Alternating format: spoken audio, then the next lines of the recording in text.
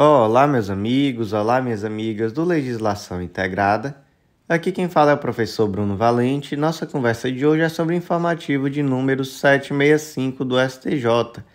Antes de começar aquele convite, não deixe de se inscrever nos nossos canais no Spotify, Deezer, Apple Podcasts, Google Podcasts ou no YouTube, nem de ativar o sininho para ficar sabendo de todas as novidades. Segue a gente no Instagram, @legislação_integrada, onde todo dia tem novidade, e o mais importante de todos os convites, acesse nosso site legislaçãointegrada.com.br e acesse o Clube da Lei, nosso clube de membros, que te dá acesso a todos os materiais de lei seca e jurisprudência e também a todos os planos de leitura. São mais de 100 planos de leitura focados em cargos ou em editais, além de te garantir ali um estudo 100% organizado por um material que é atualizado semanalmente. Então vem fazer parte que eu te aguardo no nosso clube. Iniciando hoje pelos julgados da primeira turma do STJ, o primeiro julgado do dia foi inserido no Código Tributário Nacional e o destaque ficou da seguinte forma: a aquisição de imóvel para a composição do patrimônio do Fundo de Investimento Imobiliário efetivada diretamente pela administradora do fundo e paga por meio da emissão de novas cotas do fundo aos alienantes, configura transferência a título oneroso de propriedade de imóvel para fins de incidência do ITBI, na forma do artigo 35 do CTN e 156, inciso 2 da Constituição Federal, ocorrendo o fato gerador no momento da averbação da propriedade fiduciária em nome da administradora no cartório de registro imobiliário. Então vamos lá, nós temos aqui alguns pontos para conversar, né? Primeiro ponto, o que é um fundo de investimento imobiliário? Esses fundos eles estão previstos na Lei 8668 de 93 e ele tem algumas características que lhes são peculiares, né? É uma figura de natureza jurídica despersonalizada e ela é caracterizada por uma comunhão de recursos com um fim específico de aplicação em empreendimentos imobiliários. Ela é constituída sob a forma de condomínio fechado, incidente sobre um patrimônio, que é distribuído pelos cotistas em frações que aí vão depender da medida das cotas individuais. Já a administração e a gestão do fundo e do seu patrimônio, eles são designados a uma entidade que tem características específicas, porque ele adquire esses bens em nome do fundo em caráter fiduciário. Então, é uma relação de fidúcia, né, de confiança. Então, quando se adquire um bem, no caso um imóvel, esse bem ele é inerente à atividade e ele vai ser adquirido como propriedade fiduciária desse condomínio que administra o fundo de investimento, que aqui no caso é um fundo de investimento imobiliário. Mas esses bens eles não se confundem ou se comunicam com o patrimônio da administradora. Então, nesse caso, cabe à entidade administradora a gestão, a administração dos bens que foram adquiridos e, em relação também a isso, eles podem dispor diretamente desse patrimônio conforme o interesse do fundo. Então, vamos lá. Imagina aí que existe um fundo imobiliário e aí esse fundo adquiriu novos imóveis através da captação de recurso. Como é que ele captou recurso? Ele emitiu novas cotas e aí algumas pessoas compraram essas cotas. A pergunta é: essa compra desse imóvel vai pagar ITBI, né? Imposto de Transmissão de Bens Imóveis? E aí? Vai pagar, né? Não faria sentido algum não pagar. Então, sim, se esse fundo imobiliário comprou o imóvel, ele vai sim pagar ITBI e fica dessa forma, né? Uma propriedade fiduciária. E aí, no momento em que o registro do imóvel é averbado em nome dessa entidade administradora, vai sim ocorrer o fato gerador do IPI. Próximo julgado do dia foi inserido na Lei 9430 de 96 e o destaque ficou da seguinte forma: a multa por rescisão de um contrato de afretamento deve se submeter à alíquota de 15% para fins de imposto de renda nos termos do artigo 70 da Lei 9430 de 96. Gente, vamos lá. Primeira coisa aqui é que essa operação, no caso concreto, era uma operação isenta. Então, estava lá na Lei 9481 de 97, está lá, né, melhor dizendo, que sobre a incidência de imposto de renda na fonte sobre rendimentos de beneficiários residentes ou domiciliados no exterior, a alíquota seria zero. Então, aqui era uma operação de frete, de embarcação, onde haveria uma isenção de imposto de renda. Mas o artigo 70 da Lei 9430 traz uma norma que é classificada como uma norma anti-elisiva. O que é uma norma anti-elisiva? É uma norma que visa inibir as práticas que pretendem reduzir o pagamento de tributos. E o que esse artigo 70 diz? Que a multa ou qualquer vantagem paga ou creditada por pessoa jurídica, ainda que a título de indenização, a beneficiar a pessoa física ou jurídica, inclusive isenta, em virtude de rescisão de contrato, sujeitam-se à incidência de imposto de renda na alíquota de 15%. Então, vamos lá. Temos aqui uma operação que era isenta, mas houve uma multa de rescisão contratual. Nesse caso, vai ser aplicada a alíquota de imposto de renda de 15%? Vai. Qual o objetivo dessa norma? É a de evitar que, por exemplo, se simule uma multa de rescisão contratual com o objetivo de não pagar imposto de renda. Então, por isso que é uma norma anti-elisiva. E, portanto, sobre essa multa, vai sim incidir imposto de renda de 15%. Próximo julgado do dia, inserido no arquivo de súmulas do STJ, mais especificamente na súmula número 516, e o destaque ficou da seguinte forma: é constitucional a contribuição de intervenção do domínio econômico destinada ao INCRA, devida pelas empresas urbanas e rurais, inclusive após o advento da Emenda Constitucional 33 de 2001. O que diz a súmula 516? Que a contribuição de intervenção do domínio econômico para o INCRA, devida por empregadores rurais e urbanos, não foi extinta pelas leis 7787, 8.212 e 8.213, não podendo ser compensada com a contribuição ao INSS. Então, vamos lá. Essa contribuição de domínio econômico, ela é devida sobre a folha de salários, inclusive em relação a trabalhadores urbanos. E aí o STJ, para ser mais específico, a segunda turma, tinha um entendimento no sentido de que essa contribuição já não existia em virtude da sua revogação tácita. Acontece que o STF definiu uma tese de repercussão geral, foi o tema 495, no sentido de que é constitucional a contribuição de intervenção de domínio econômico destinada ao INCRA, devida pelas empresas urbanas e rurais, inclusive após o advento da Emenda Constitucional 33 de 2001.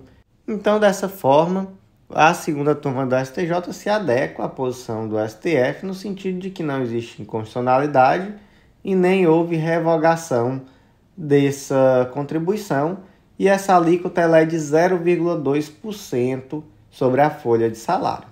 Próximo julgado do dia, também da segunda turma do STJ, foi inserido no Código de Processo Civil, destaque da seguinte forma: a intimação pessoal do autor é obrigatória para a complementação de custas iniciais, restringindo-se a aplicação do cancelamento de distribuição estabelecido no artigo 290 do CPC às hipóteses em que não é feito recolhimento algum de custas processuais.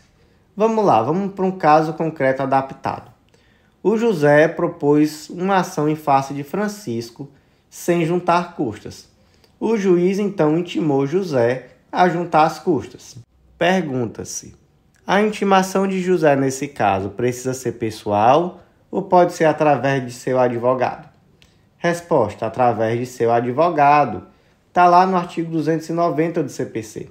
Será cancelada a distribuição do feito se a parte intimada na pessoa de seu advogado não realizar o pagamento das custas e despesas de ingresso em 15 dias. Então, o indivíduo propôs a ação, não juntou custas de forma alguma. O juiz intimou a juntar, continuou não juntando, intimação através de seu advogado, haverá o cancelamento da distribuição. Vamos lá, caso concreto adaptado 2. O José propôs uma ação em face de Francisco, juntando custas em valor menor que o devido. O juiz então intimou José por meio de seu advogado a complementar as custas, não sendo a intimação cumprida. Diante do descumprimento, o juiz cancelou a distribuição do processo. O juiz agiu corretamente? E aí, gente? Nesse caso aqui é um pouquinho diferente do primeiro, né? No primeiro, não foram juntadas custas. Nesse segundo, foi juntado, mas a menor. O juiz simplesmente utilizou o artigo 290, intimou o advogado e, como o advogado não complementou, ele cancelou a distribuição. Tá certo? Agiu corretamente? Não. Por que não agiu corretamente? Porque o artigo 290, ele trata da não realização do pagamento. Então, isso daqui é uma intimação para juntar as custas, não para complementar. No caso de complementação de custas, deve ser aplicado o 485, parágrafo 1º, que diz: nas hipóteses descritas no inciso 2 e 3, a parte será pessoalmente intimada para suprir a falta no prazo de 5 dias. Então, nesse caso aqui, deveria existir uma intimação pessoal e o prazo seria de 5 dias. E aí, em não sendo feito esse pagamento, tudo bem, aí seria possível o juiz extinguir a ação sem resolução de mérito. Mas sem essa intimação pessoal, no caso de complementação de custas, isso já não seria possível. Iniciamos então o julgado da terceira turma do STJ e o primeiro julgado da terceira turma foi inserido na Lei dos Planos de Saúde, Lei número 9656 de 98, e o destaque ficou da seguinte forma: a cobertura de internação domiciliar, em substituição à internação hospitalar, deve abranger os insumos necessários para garantir a efetiva assistência médica ao beneficiário.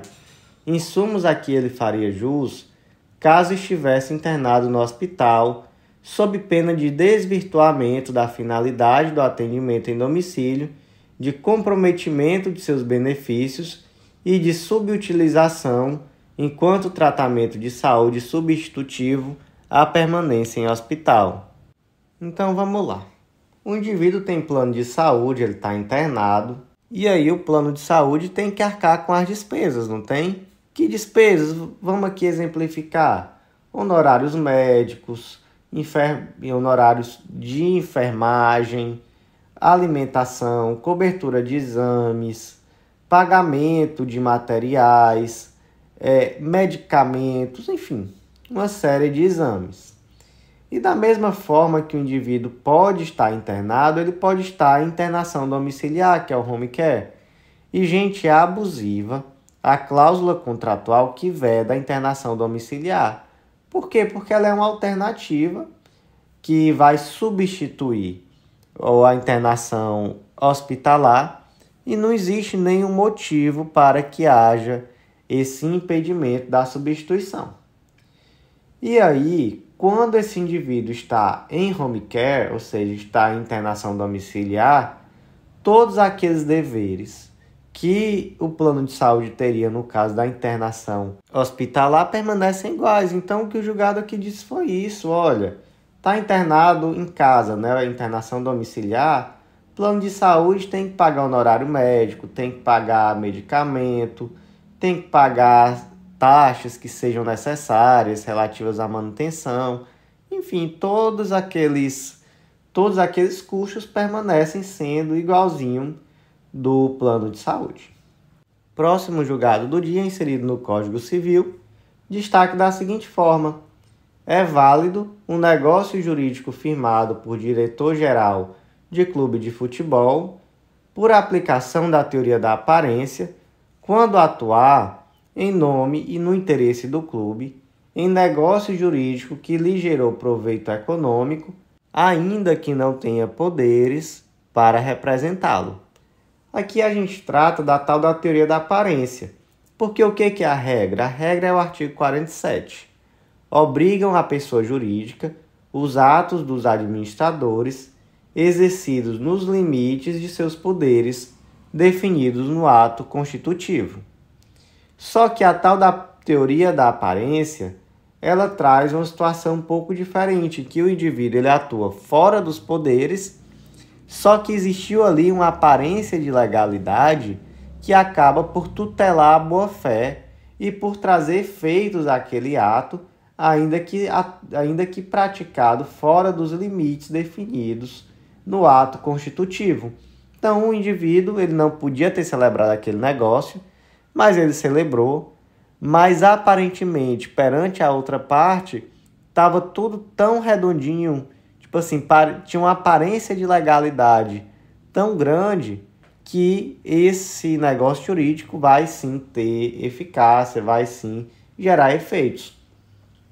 E nesse caso concreto aqui, o que aconteceu foi mais ou menos o seguinte: um clube de futebol, ele assinou um termo de compromisso por meio do qual um jogador foi apresentado ao clube, ele efetivamente atuou e ele foi posteriormente negociado com outro clube.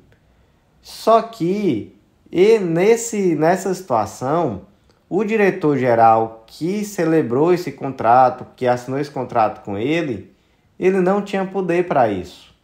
Só que acontece que o contrato foi celebrado, tinha ali inclusive um papel timbrado do clube.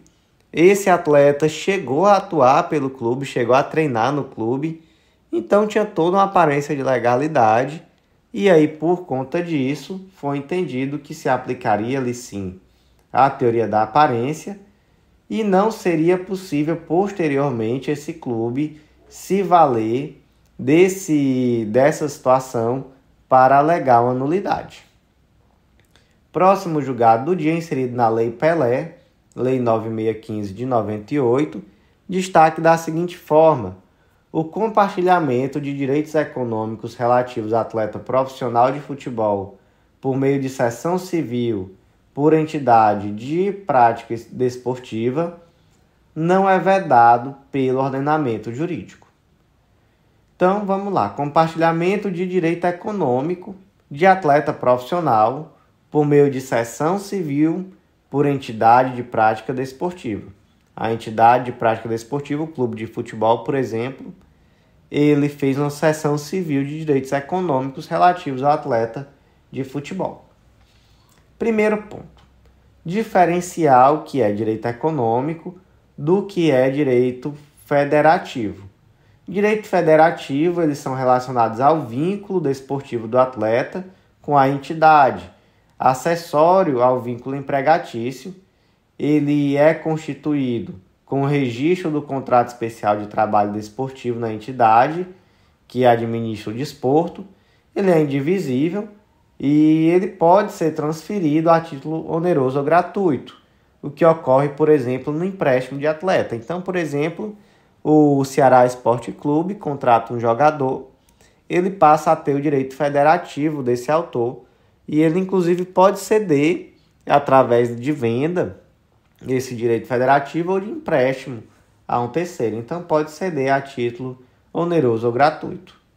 Já o direito econômico, ele decorre da obrigatoriedade de se estabelecer uma cláusula indenizatória no contrato de trabalho desportivo, podendo essa cláusula ser juridicamente enquadrada como expectativa de direito. Então, é aquela pessoa que tem um direito econômico sobre a venda. Se esse indivíduo for vendido, por exemplo, ele vai ter que receber um valor, uma indenização em virtude dessa venda. Isso aqui, então, é uma expectativa de direito, porque se trata de uma possibilidade. Se o indivíduo for vendido, o detentor do direito econômico vai receber um percentual sobre essa venda. E tem um ponto interessante, porque antes era possível que esses direitos econômicos pertencessem tanto ao atleta, quanto a clubes, quanto também a empresários. e atualmente isso já não é possível. Então, atualmente, somente clubes e também atletas podem ter esses direitos econômicos, não os empresários. E aí, a situação aqui foi uma situação em que houve um compartilhamento de direito econômico relativo a um atleta de um determinado clube através de uma cessão civil de uma entidade desportiva a outra. Isso é possível? Sim, isso é possível. Inclusive, isso é algo que se faz de uma forma muito recorrente. Se vende parte do direito econômico, se distribui parte desse direito econômico entre mais de um clube, por exemplo, entre o clube e o atleta. Tudo isso com o objetivo de quê?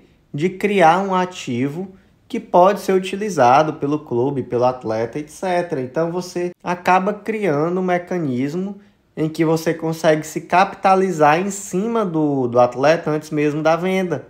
Por exemplo, o Ceará tem um determinado atleta, ele tem os direitos econômicos desse atleta e ele está precisando de dinheiro. Está no momento ruim, acabou de cair para a Série B, vai voltar para a Série A se Deus quiser, mas acabou de cair. Mas ele não quer se desfazer daquele atleta, ele precisa daquele jogador.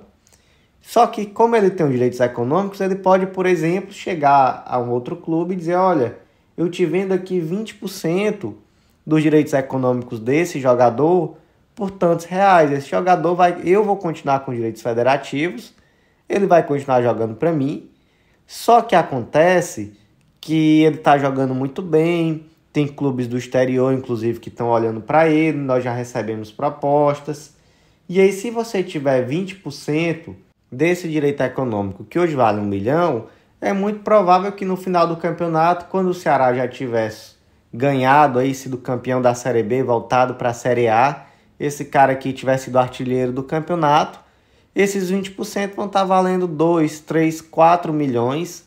A gente vai fazer uma venda e você vai ganhar muito dinheiro. O que você fez? Você criou um ativo e você monetizou em cima desse ativo, você conseguiu vender parte do direito econômico do atleta, mas permanecer com aquele atleta jogando no seu time. Bem inteligente, né? Os clubes se rentabilizam muito fazendo isso, então é uma situação que é sim plenamente viável. Próximo julgado do dia inserido no Código de Processo Civil, destaque da seguinte forma: não possui legitimidade para a propositura da ação rescisória de título judicial condenatório o terceiro, pessoa jurídica distinta daquela que sucedeu a parte ré no processo originário, indevidamente incluído no polo passivo na fase de cumprimento de sentença. Vamos lá, para um caso concreto aqui adaptado. O Banco de Arneiroz faz parte de um conglomerado econômico formado por diversos bancos, dentre eles o Banco de Pentecostes. Por sua vez, o Banco de Pentecostes incorporou um terceiro banco, que é o Banco de Quixeré. Então, olha só, um grupo empresarial aqui formado por vários bancos de grande renome, qualidade e poderio econômico, o Banco de Arneiroz e aí o Banco de Pentecostes, que agora é muito maior porque incorporou o Banco de Quixeré. São dois bancos, diferentes, Banco de Arneiroz e Banco de Pentecostes, mas fazem parte do mesmo conglomerado econômico. Por sua vez, o tal do Banco de Quixeré foi executado em uma ação judicial. Aí você imagina, a ação judicial tramitou, foi julgada procedente em face do Banco de Quixeré, e aí no momento do cumprimento de sentença, como já não existia o Banco de Quixeré, ele foi incorporado pelo Banco de Pentecostes, quem que deveria estar ali no polo passivo desse cumprimento de sentença? O Banco de Pentecostes. Acontece que indevidamente foi apontado ali o Banco de Arneiroz. Não tinha nada a ver com isso o Banco de Arneiroz. Ele fazia parte do mesmo conglomerado econômico, mas ele não era a mesma pessoa jurídica. E aí o Banco de Arneiroz se empenhou. Ele não só contestou, arguiu a ilegitimidade, como ele também propôs uma ação rescisória em face daquela sentença. E aí, o Banco de Arneiroz, ele é parte legítima para propor uma ação rescisória em face do processo originário? E a resposta é não. ele foi indevidamente incluído no polo passivo do cumprimento de sentença. O que ele tem que arguir aqui é ilegitimidade, ele tem que pedir para ser excluído.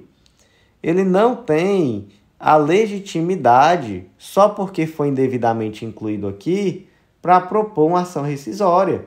De quem é esse BO aqui? Esse BO aqui é do Banco de Pentecostes.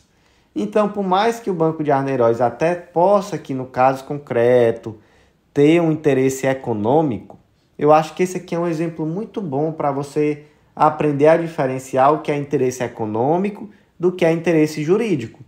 Porque o Banco de Arneiroz, ele até pode ter um interesse econômico. Porque, por exemplo, como ele faz parte do mesmo grupo econômico, existe aqui uma possibilidade, a depender do caso concreto, dele ser responsabilizado financeiramente, caso, por exemplo, o Banco de Pentecostes, né, que é o banco que sucedeu o Banco de Quixeré, não tenha capital para saldar a dívida. Então, imagina que seja uma ação consumerista, por exemplo, e aí vai ser possível cobrar esse valor, dependendo do caso concreto, das demais empresas do mesmo grupo econômico. Pode, né? Beleza. Mas, por mais que ele tenha um interesse econômico, ele não tem um interesse jurídico. Porque de quem é o interesse jurídico aqui? É do CNPJ, é da empresa, que é a ré da ação. Então, na hora de propor ação rescisória, na hora de propor recurso, na hora de responder a ação, quem vai responder aqui, com toda a possibilidade de ter uma ampla defesa pelos meios cabíveis, é o CNPJ, é o Banco de Pentecostes, entendeu? Então aí você diferencia o que é interesse econômico. Interesse econômico, o Banco de Arneiroz até pode ter, porque em algum momento isso aqui pode recair em cima dele, mas interesse jurídico não.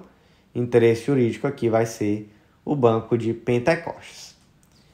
Próximo julgado do dia inserido no Código de Processo Civil, destaque da seguinte forma: o Dia do Servidor Público, 28 de outubro, a segunda-feira de Carnaval, a quarta-feira de cinzas, os dias que precedem a sexta-feira da Paixão e também o dia de Corpus Christi não são feriados nacionais, em razão de não haver previsão em lei federal, de modo que deve a parte comprovar a suspensão do expediente forense quando da interposição do recurso por documento idôneo. Vamos lá, gente. Artigo 103, parágrafo 6º. O recorrente comprovará a ocorrência de feriado local no ato de interposição do recurso. Por quê? Porque se for um feriado nacional, ele não precisa comprovar, porque o feriado nacional, automaticamente, o sistema já vai identificar que aquele dia não corre prazo, que a gente está falando de STJ, né? Então, feriado nacional, ok. Mas se for um feriado local, é necessário que o indivíduo comprove que esse dia foi um feriado, não houve expediente e que por conta disso não correu prazo.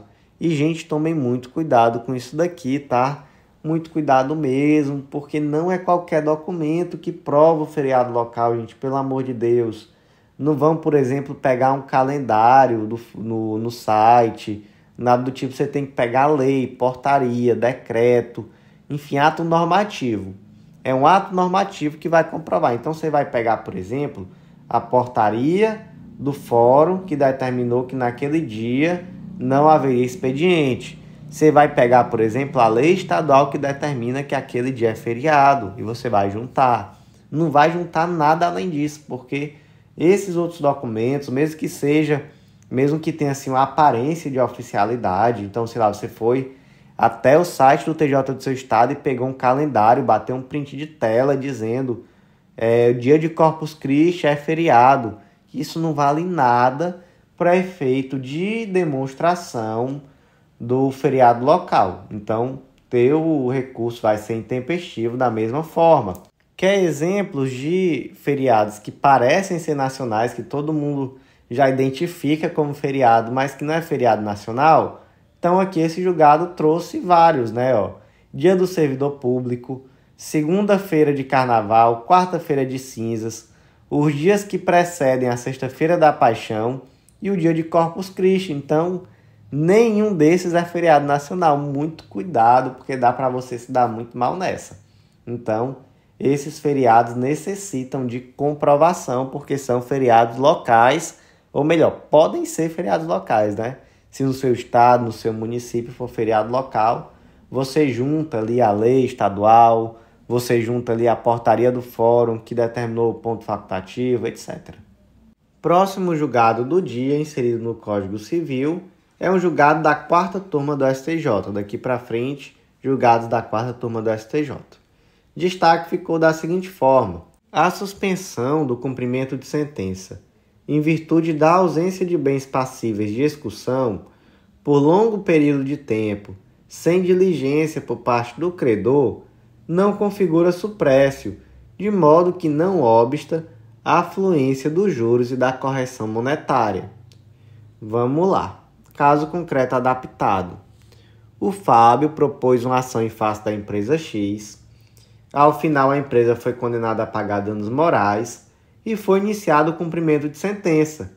Aí, durante esse cumprimento de sentença, não foi localizado nenhum bem do devedor, permanecendo o credor inerte por 2 anos. E nesse período de 2 anos, o feito ficou suspenso. Posteriormente, o Fábio voltou a requerer uma providência. Então, ele descobriu ali algum bem da empresa, então ele pediu novamente ali uma penhora ou algo do tipo. Dessa vez até foi frutífera, deu bom para o Fábio. Mas aí o que o juiz, olha que juiz sacana. Tem até um termo mais técnico aqui para eu falar sobre o que é esse juiz, mas eu não posso dizer. O que ele disse? Olha, você passou 2 anos parado sem fazer nada.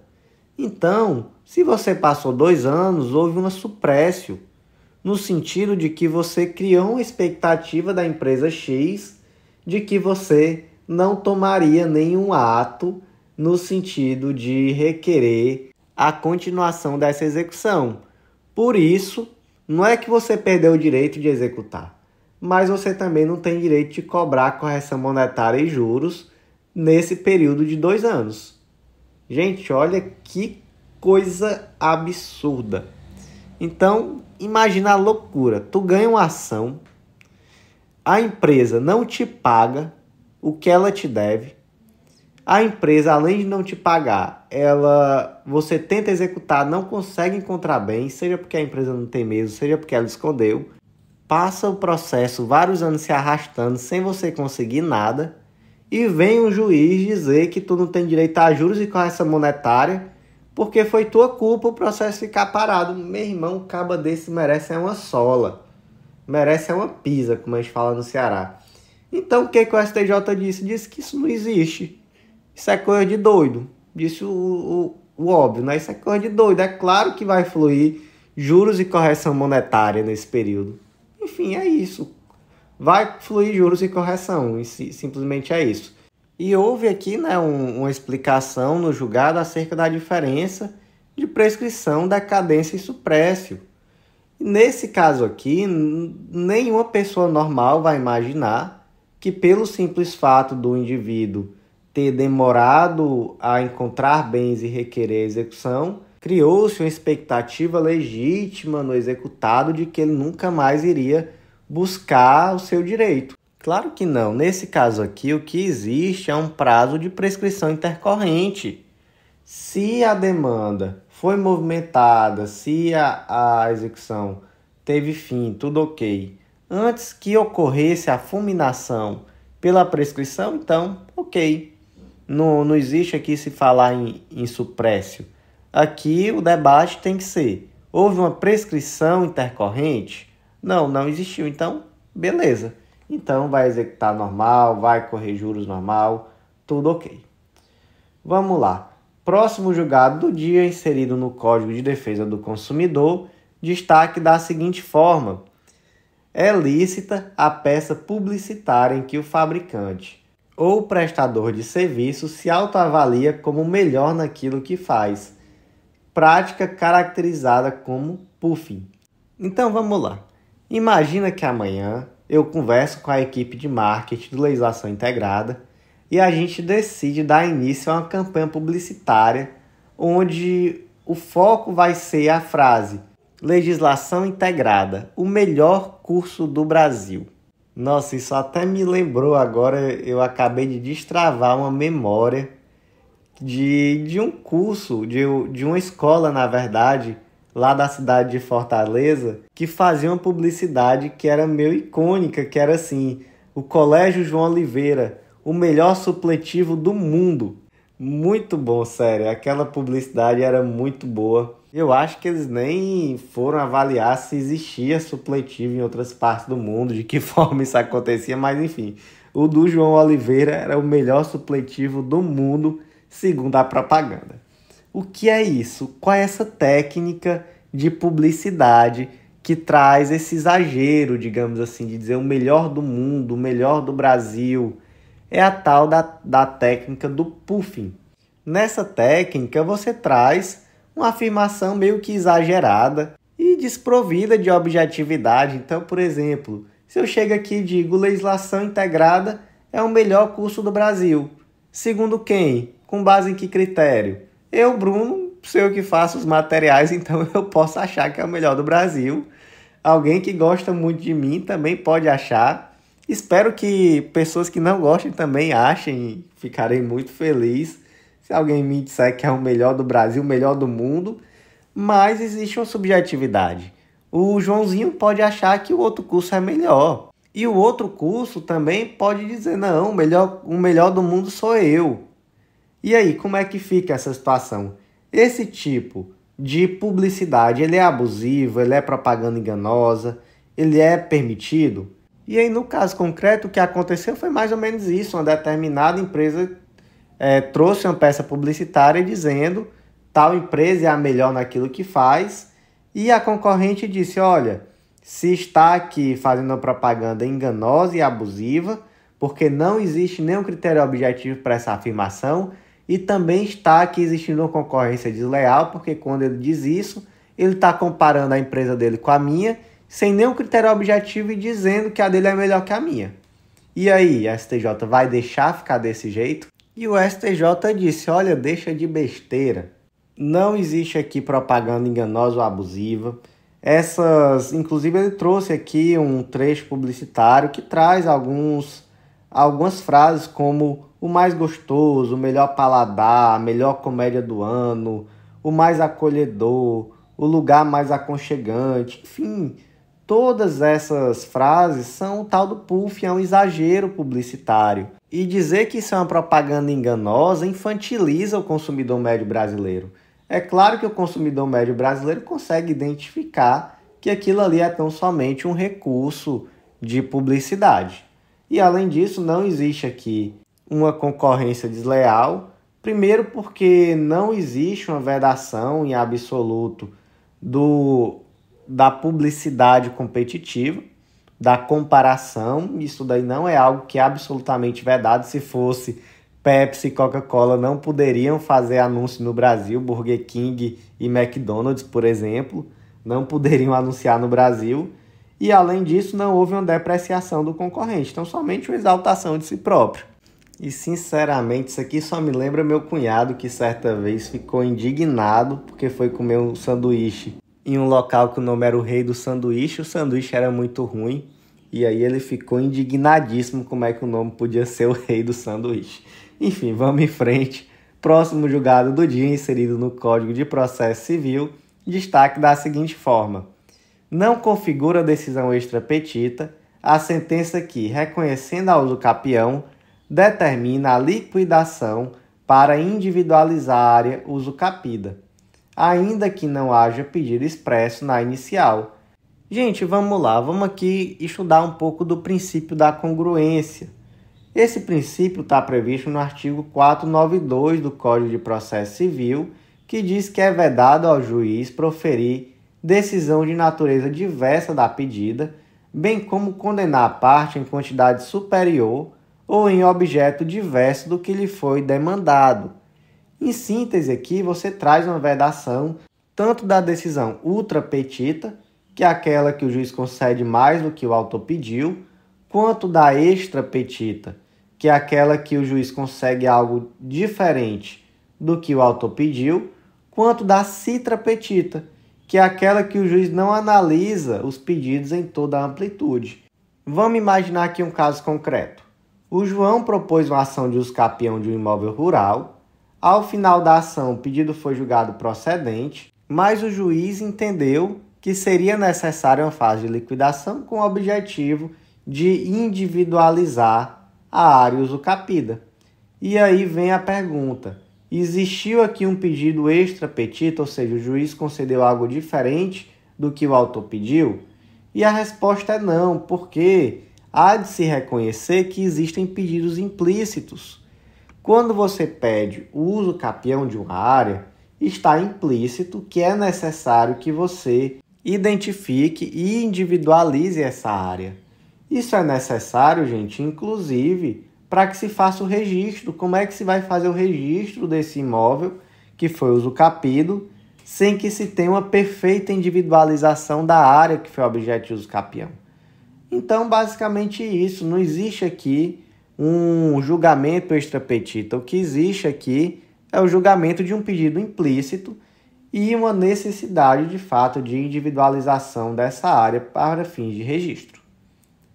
Próximo julgado do dia, inserido na Lei dos Planos de Saúde, Lei número 9656 de 98, destaque da seguinte forma: plano de saúde tem o dever de reembolsar as despesas médico-hospitalares realizadas por beneficiário fora da rede credenciada, na hipótese em que descumpre o dever de garantir o atendimento no mesmo município, ainda que por prestador não integrante da rede assistencial. Gente, aqui a gente tem uma situação muito interessante. Vamos pensar aqui num caso concreto para poder a gente entender. Imagina que o Joãozinho tem um plano de saúde nacional e o Joãozinho vive em uma cidade que é pequena, mas ele está precisando de uma especialidade médica, vamos dizer que ele está precisando de uma fisioterapia. E aí ele ligou para o plano de saúde e perguntou: olha, tem algum credenciado aqui no município? E ele disse: não tem não, tem na cidade vizinha. E o Joãozinho disse: olha, eu não tenho como me deslocar até lá. Nós temos aqui na minha cidade fisioterapeutas que atendem, então eu gostaria de ser atendido em um deles. O que o plano de saúde tem que fazer? Ele tem que primeiro tentar ofertar na cidade do Joãozinho. Então ele vai ter que entrar em contato com aquelas clínicas de fisioterapia, tentar chegar em um acordo em relação a um valor, e se tiver acordo, beleza, ele vai dizer: você vai lá na clínica tal e a gente vai bancar. E se o plano de saúde tentou um acordo com a clínica, mas não conseguiu chegar a um valor de remuneração? Aí, nesse caso, o Joãozinho vai ter direito, inclusive, ao deslocamento, às despesas de deslocamento, para poder ir até a cidade vizinha para realizar o procedimento, realizar o tratamento necessário. Onde é que está tudo isso, professor? Resolução Normativa número 259 de 2011 da ANS. Então, basicamente, essa decisão aqui aplicou essa resolução normativa, a 259 de 2011. Diz que o plano de saúde tem o dever de reembolsar a despesa médica hospitalar realizada por beneficiário fora da rede credenciada, na hipótese em que descumpre o dever de garantir o atendimento no mesmo município, ainda que o prestador não seja integrante da rede assistencial. Então, nesse caso aqui, ela descumpriu. O Joãozinho, ele mesmo teve que fazer o tratamento, custeado do seu bolso, e aí o plano de saúde terá sim que reembolsá-lo. Então, agora começamos os julgados da 5ª turma do STJ, e o primeiro julgado foi inserido no Código Penal, e o destaque ficou da seguinte forma: incide a causa especial de aumento prevista no artigo 334, parágrafo 3º do Código Penal, quando se tratar de descaminho praticado em transporte aéreo, não sendo relevante o fato do voo ser regular ou clandestino. Vamos lá, aqui tem treta, aqui tem confusão. O que diz o artigo 334? É o descaminho, né? É aquele crime de iludir no todo ou em parte o pagamento de direito ou o imposto devido pela entrada ou saída ou pelo consumo de mercadoria. É aquela pessoa que vem do exterior e traz muamba sem pagar o imposto. E aí diz o 334, parágrafo 3º, que a pena é aplicada em dobro se o crime é cometido por transporte aéreo, marítimo ou fluvial. Então, o que o STJ decidiu aqui? A quinta turma do STJ. O indivíduo foi para Miami de avião, voltou, trouxe as muambas, não pagou o imposto, crime de descaminho com pena aplicada em dobro. Por quê? Porque ele foi de avião. É um preconceito grande contra avião, barco e navio, né? Então, só por conta disso, vai pagar em dobro.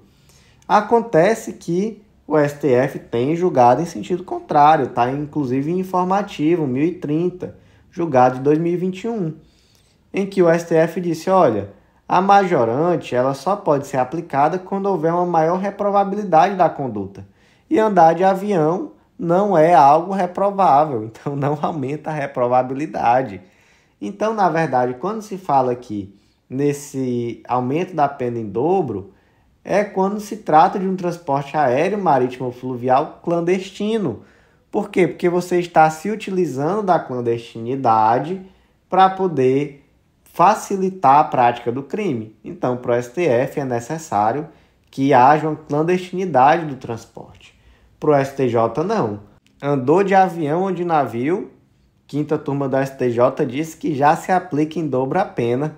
Para quem não sabe, hoje em dia eu estou morando em uma cidadezinha aqui no interior do Pará, que é na Ilha do Marajó. Coitado do pessoal aqui da cidade, porque se alguém resolver transportar muamba, for pegue por um crime de descaminho, já vai ser aplicada a pena em dobro, porque só sai daqui de barco mesmo, então tem nem muita opção. A pessoa já está taxada aqui para pena ser sempre em dobro por conta disso, segundo essa decisão da STJ. Mas e aí? Na tua opinião, deve ser aplicado em dobro, mesmo que o transporte não seja clandestino? Qual é a posição para você que faz mais sentido? É a posição de que, se a lei não diferenciou o transporte regular e o clandestino, deve se aplicar, independente? Ou a posição do STF, no sentido de que, se não existe uma reprovabilidade maior, não faz sentido aplicar a pena em dobro? Eu estou com o STF, eu quero saber vocês. Próximo julgado do dia inserido no Código de Processo Penal Militar, e o destaque aqui ficou da seguinte forma. No processo penal militar, o assistente de acusação possui legitimidade para recorrer da sentença absolutória, ainda que a absolvição tenha sido requerida pelo órgão ministerial.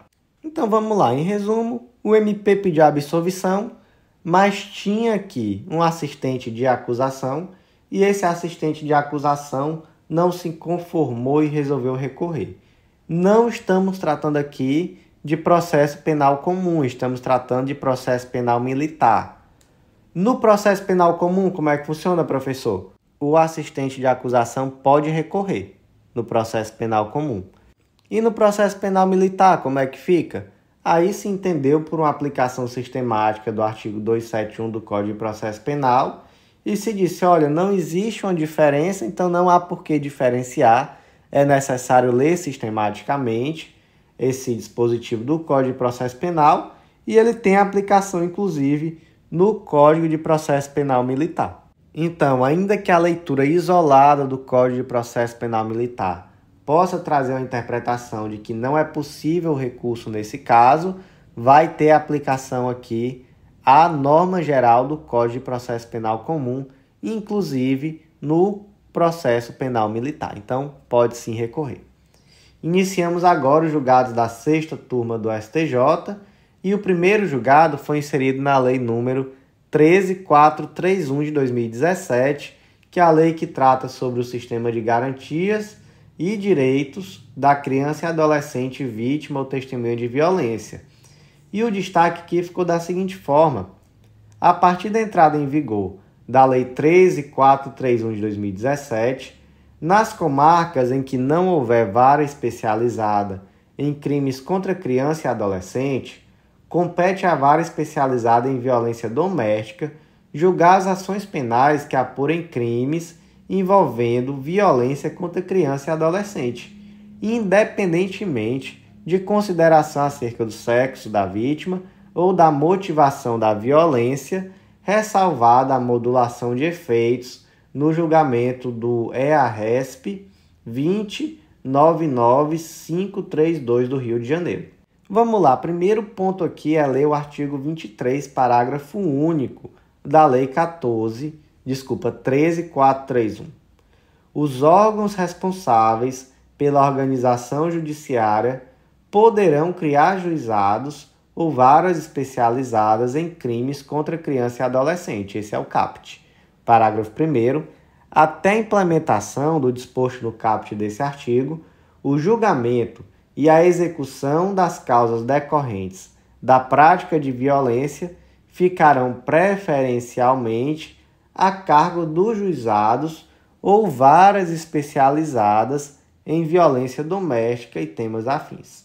Então, bora lá. No final das contas, o que a lei falou que é muito simples. Ela pecou, na verdade, por esse verbo poderão criar juizados ou preferencialmente tramitarão. O erro aqui foi nesses termos, né? Mas, basicamente, ele disse, olha, os tribunais de justiça podem criar juizado ou vara especializada em crime contra criança e adolescente. E ele disse, enquanto não forem criados, essas ações preferencialmente vão correr perante os juizados especializados em violência doméstica. E aí, quais foram as celeumas aqui que se criaram? Primeiro foi esse poderão, então ficou aqui, e aí é facultativo, é obrigatório? Depois esse preferencialmente, aí se é preferencialmente, então pode não correr perante o juizado especial de violência doméstica. E terceiro veio o debate, sim, e se for uma violência doméstica contra uma criança ou adolescente, homem, menino, e aí, mesmo assim, vai tramitar perante a vara especializada em violência doméstica e familiar contra a mulher? E aí se criou essas três celeumas e o STJ, a terceira seção, já uniformizou esse entendimento. Foi no EARESP 299532 do Rio de Janeiro. Saiu informativo 755. Inclusive, na ocasião, saiu como processo em segredo de justiça, mas eu até já atualizei lá no material, colocando o número desse EARESP. E basicamente se entendeu aqui, se fixou uma tese no sentido de que nas comarcas em que não houver vara especializada em crime contra criança e adolescente, compete à vara especializada em violência doméstica, onde houver, processar e julgar os casos envolvendo estupro de vulnerável cometido pelo pai, bem como pelo padrasto, companheiro, namorado ou similar contra filha ou criança adolescente no ambiente doméstico ou familiar. E aí agora, a sexta turma da STJ até trouxe aqui uma posição ainda mais ampla, né, dizendo que não é só em crime sexual contra criança ou adolescente. Ele fala aqui que em qualquer crime de violência contra criança e adolescente. E esclarece também outro debate que independe do sexo da criança. Então, mesmo que seja um crime de violência contra um menino, uma criança, um homem, mesmo assim, essa ação vai tramitar perante a vara especializada em violência doméstica e familiar contra a mulher, desde que não exista uma vara especializada em violência contra a criança, que o ideal é que exista essa vara especializada em violência contra a criança. Então, resumindo, é isso. Ideal, criar a vara especializada em violência contra a criança. Onde não existir, a competência vai ser da vara especializada em violência doméstica contra a mulher. E se não existe nenhuma das duas, como é que fica? Aí só nesse caso vai ser processado perante a vara comum, a vara criminal comum. Então, exceção da exceção da exceção é que seja perante a vara comum. Próximo julgado do dia, inserido no Código de Processo Penal, e aqui mais um julgado que traz uma polêmica, destaque da seguinte forma: o artigo 381 do Código de Processo Penal é compatível com o sistema acusatório e não foi tacitamente derrogado pela Lei 13.964 de 2019, o tal do pacote anticrime, responsável por introduzir o artigo 3A do Código de Processo Penal. O que diz o artigo 385? Diz que nos crimes de ação penal pública, o juiz poderá proferir sentença condenatória, ainda que o Ministério Público tenha opinado pela absolvição, bem como reconhecer agravantes, embora nenhuma tenha sido alegada. Eita, isso aqui é confusão, viu? Ministério Público pediu absolvição. Juiz pode condenar? O STJ, sexta turma, entendeu que sim. Entendeu que mesmo assim pode condenar. Qual foi o argumento, professor, pelo amor de Deus? O argumento foi o de que, quando você diz que não é possível condenar havendo pedido de absolvição, você está fazendo do MP um verdadeiro julgador. Então o MP ele acaba tendo a palavra final sobre a condenação à absolvição, e isso daí atentaria inclusive contra a independência funcional da magistratura. Outros argumentos de que mesmo quando o MP pede a absolvição, permanece a indisponibilidade do processo. Além disso, o STJ aqui também entendeu que essa possibilidade de condenar mesmo com pedido de absolvição não fere o princípio acusatório e que por isso esse dispositivo não foi derrogado pelo pacote anticrime, já que o artigo 3º-A do CPP traz expressamente que o processo penal terá a estrutura acusatória. Existe opinião em sentido contrário, professor? Existe, inclusive da 5ª turma do STJ. Então, no julgado de 2022, a 5ª turma decidiu que, tendo o Ministério Público titular da ação penal pedido a absolvição do réu, não cabe ao juiz VACO julgar procedente a acusação sob pena de violação do princípio acusatório previsto no artigo 3A do CPP, que impõe restrita separação entre as funções de acusar e julgar. Mas e aí, qual é a tua opinião sobre o assunto? MP pediu absolvição, judiciário pode condenar? Fica aí a indagação, me conta aí o que você acha no WhatsApp, no Instagram, manda lá, conta a tua opinião.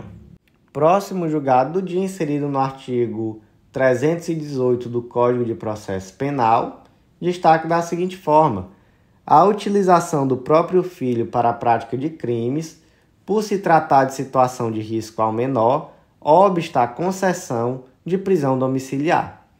Lá no artigo 318 diz que poderá o juiz substituir a prisão preventiva pela domiciliar quando o agente for mulher com filho de até 12 anos de idade incompletos ou homem, caso seja o único responsável pelo cuidado de filho de até 12 anos de idade incompletos. Qual é a questão? É saber se outras situações excepcionais poderiam fundamentar a não aplicação desse dispositivo no caso concreto. E aqui o STJ trouxe uma situação excepcional em que não aplicaria esse dispositivo. Qual foi a situação? Nesse caso concreto aqui especificamente, a mãe utilizava o próprio filho para o tráfico de droga. Então ela praticou aqui um crime de corrupção de menor em desfavor do próprio filho. Outras situações, gente, lá no informativo 953 do STF, a mãe não teve direito à prisão domiciliar porque ela foi presa em flagrante com enorme quantidade de arma na casa que ela vivia com o filho que tinha menos de 12 anos. Em outro caso concreto, aqui já foi STJ, julgado de 2019, se percebeu que, na verdade, a criança não vivia com a mãe, mas sim com a avó. Então, como essa criança vivia com a avó, não fazia sentido que a mãe ficasse em prisão domiciliar para cuidar da criança, já que não era ela que cuidava da criança. Então, situações excepcionais em que sim, se afastou a aplicação dessa possibilidade de prisão domiciliar. Então, meus amigos, por hoje foi isso. Agradeço a vocês que ouviram até o final. Não deixem de acessar legislaçãointegrada.com.br, de fazer parte do nosso clube de membros, o Clube da Lei. Tenho certeza que a gente vai te ajudar a otimizar o teu estudo para concurso público. É uma ferramenta muito útil, muito interessante, muito completa e que também tem um custo-benefício muito atrativo, já que são mais de 100 planos de leitura disponíveis e novos planos disponíveis a todo momento quando saem novos editais por um valor fixo. E também, gente, vou falar aqui que teremos uma novidade muito legal em breve e que essa novidade vai te ajudar a organizar o teu estudo como um todo. Não só agora falando de lei seca e jurisprudência, mas todo o teu estudo. Nós vamos trazer aí uma novidade muito interessante que nos próximos dias vai ser divulgada. Então, por hoje é isso. Agradeço vocês e até o nosso próximo podcast.